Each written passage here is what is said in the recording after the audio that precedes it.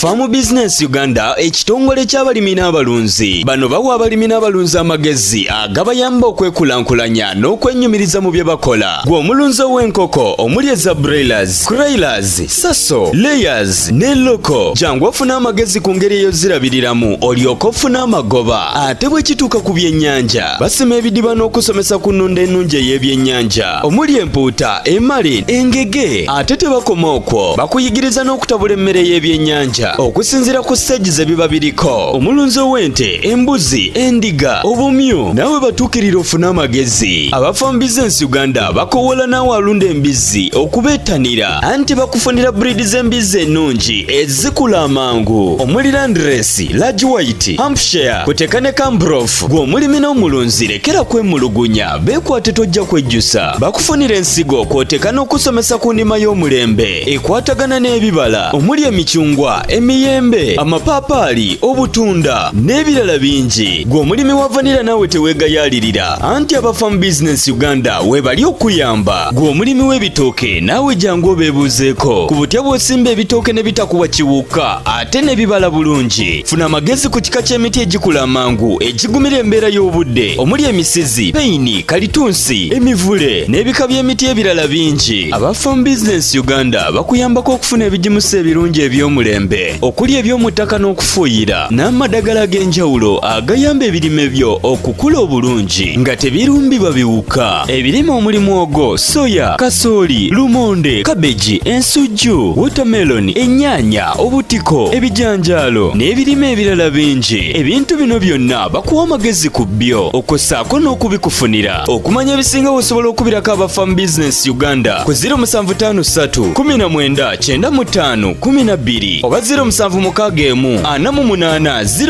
0004. Osobola n'obafunira ku WhatsApp ku 0752 83 84 89. Farm Business Uganda, farmer to farmer, mulimi ku mulimi.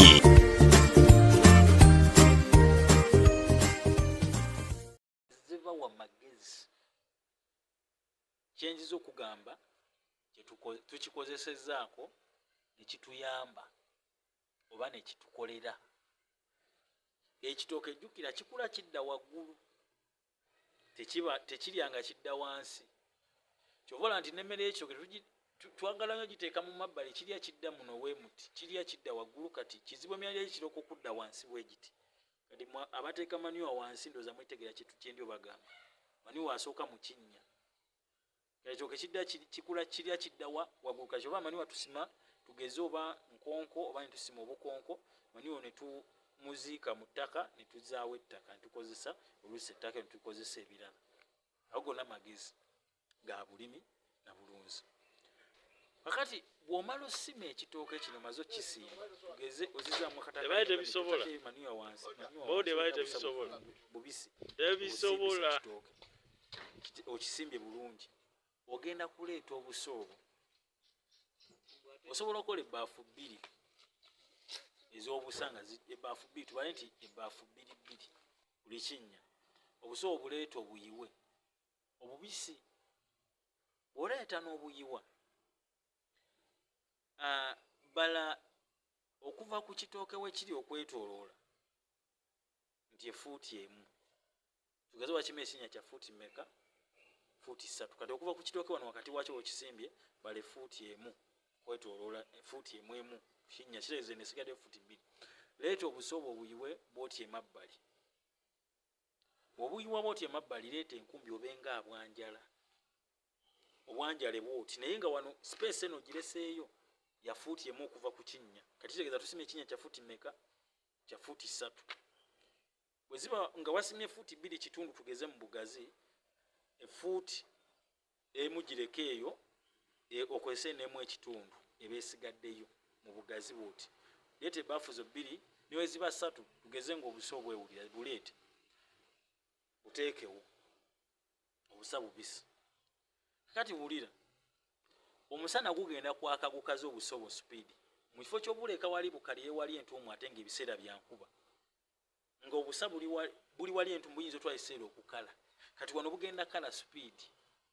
Ekyokubiri enkuba ne weetonnya nga bukyali bubisi nga bwe buli obwo bugenda kwekamulamu amazzi ago gagenda kuyingira mu ttaka direct.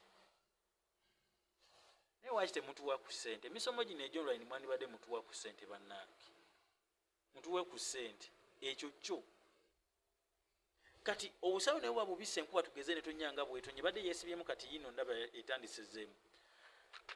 Bw'oba obusasasa tugeze maze obusasanya enkuba ne tonya egenda kubutonyamu amazzi ago geekenenulenga mu busawo gakkemuli, kitegeeza agenda yingira mu ttaka muli wansi.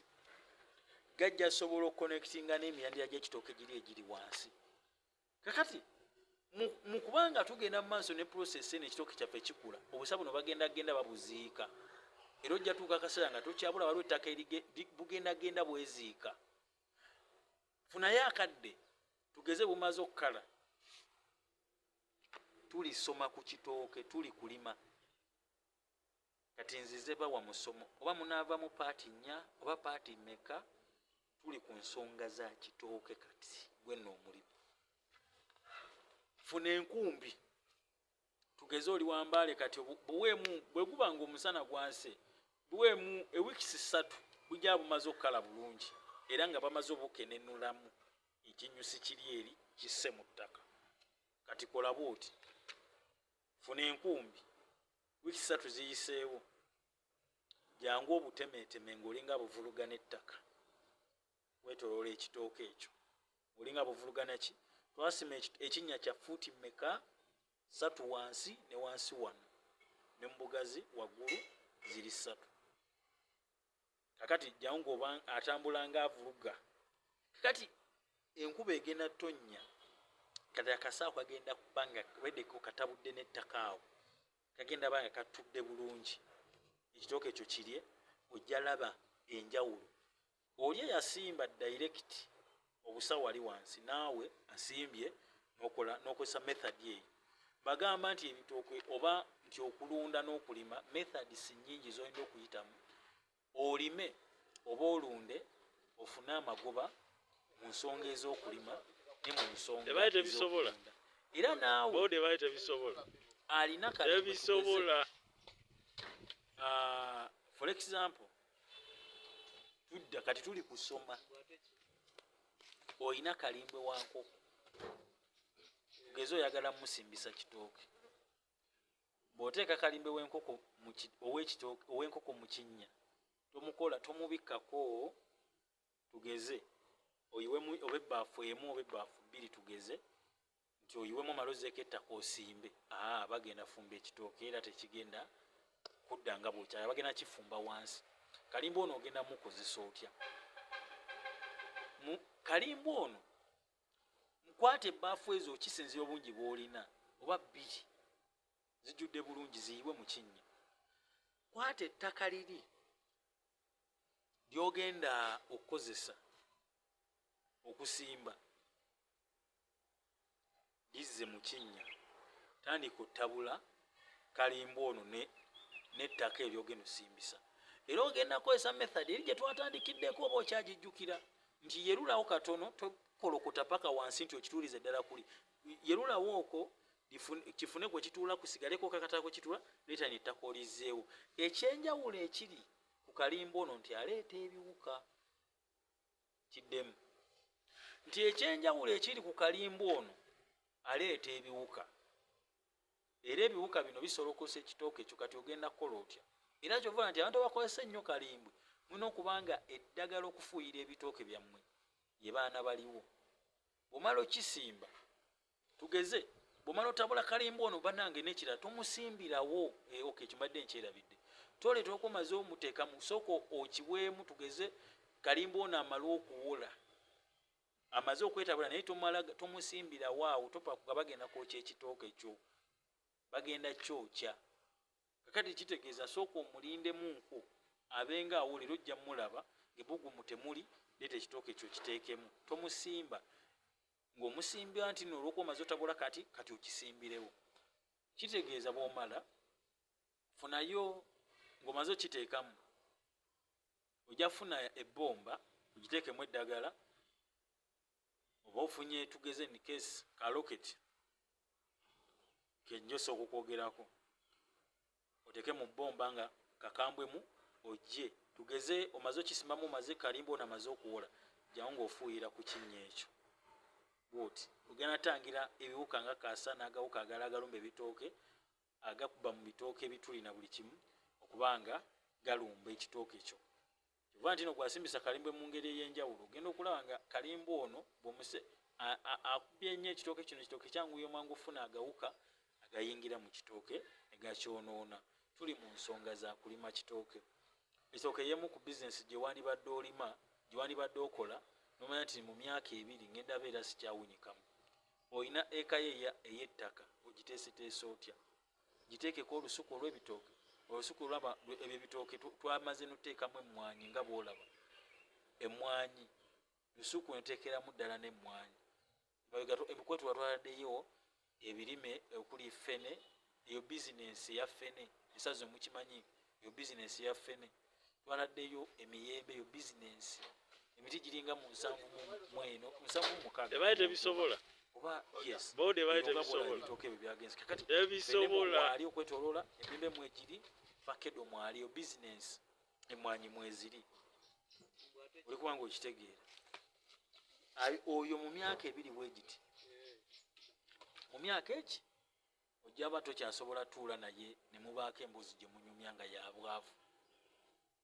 Kakati tukuwadde amagezi nebyosobola okutusaako nawe owakalimba osobola okukozesa method etugeze togenda musimbira mu kitooke n'okozesa method eyo n'osimba ekitooke ekyo n'omweta n'omuteekako oluvannyuma naye era kalimba oyo basebo ne bannyabo ng'omutaddeko oba omutadde mabbali making sure ng'ofunayo rocket oba eddagala ebiwuka oleete omufuuyiremu okwewala agawuka nga gakaasa n'ebirala okujja okuyingira mu bitooke bineeno.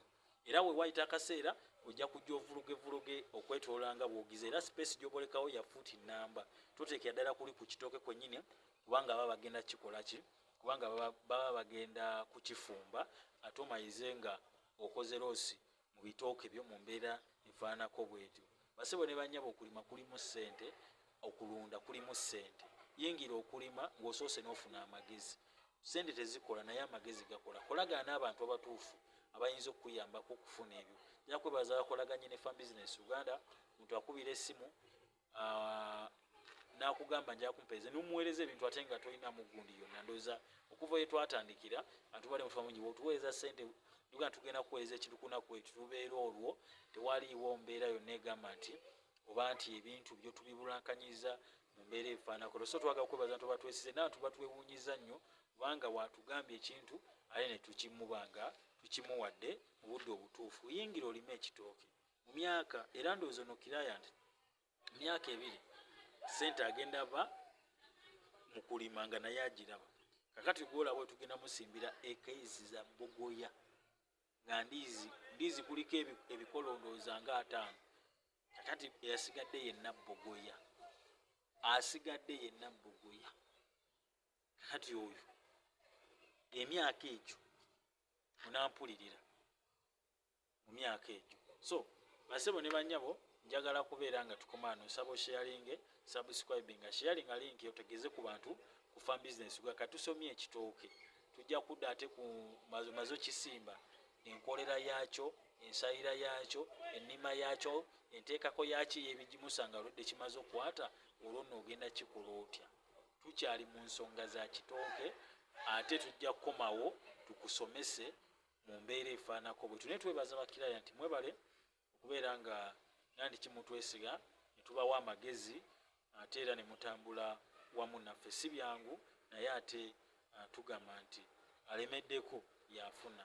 Bizinesi y'okulima bw'ogiremerako aka omaliriza ekintu ekikoze eki omaliza ekintu kino ziba n'embeera bulungi ate Farm Business Uganda ekitongole ky'abalimi n'abalunzi bano bawa abalimi n'abalunzi amagezi agabayamba okwekulankulanya n'okwennyumiriza mu bye bakola. Gwe omulunzi ow'enkoko omuli eza broilers, crailers, saso, layers ne loko jangu ofuna amagezi ku ngeri ey'ozirabiriramu olyoke ofune amagoba. Ate bwe kituuka ku byennyanja basima ebidiba n'okusomesa ku nnunda ennungi ey'ebyennyanja omuli empuuta, emali, engege. Ate tebakoma okwo bakuyigiriza n'okutabula emmere y'ebyennyanja okusinziira ku stage ze biba biriko. Omulunzi ow'ente, embuzi, endiga, obumyu naawe batuukirira ofune amagezi. Aba Farm Business Uganda bakowola naawe alunda embizzi okubeetanira anti bakufunira breed z'embizzi ennungi ezikula amangu omuli Landrace, Large White, Hampshire kuteka ne Cambrough. Gw'omulimi n'omulunzi lekera kwemulugunya beekwate tojja kwejjusa. Bakufunira ensigo kwoteka n'okusomesa ku ndima y'omulembe ekwatagana n'ebibala omuli emicungwa, emiyembe, amapaapaali, obutunda n'ebirala bingi. Gw'omulimi wa vanilla naawe teweegayaalirira anti aba Farm Business Uganda webali okuyamba. Gw'omulimi w'ebitooke naawe jangu obeebuuzeeko ku butya bw'osimba ebitooke ne bitakuwa kiwuka ate ne bibala bulungi. Funa amagezi ku kika ky'emiti egikula amangu egigumira embeera y'obudde omuli emisizi, peyini, kalitunsi, emivule n'ebika by'emiti ebirala bingi. Aba Farm Business Uganda bakuyambako okufuna ebigimusa ebirungi eby'omulembe okuli eby'omu ttaka n'okufuuyira n'amadagala ag'enjawulo agayamba ebirime byo okukula obulungi nga tebirumbibwa biwuka. Ebirime omuli mwogo, soya, kasooli, lumonde, kabeji, ensujju, watermelon, ennyaanya, obutiko, ebijanjaalo n'ebirime ebirala bingi. Ebintu bino byonna bakuwa amagezi ku byo okossaako n'okubikufunira. Okumanya ebisinga osobola okubirako aba Farm Business Uganda ku 0753 19 95 12 oba 0761 48 0004. Osobola n'obafunira ku WhatsApp ku 0752 83 84 89. Farm Business Uganda, Farmer to Farmer, mulimi ku mulimi.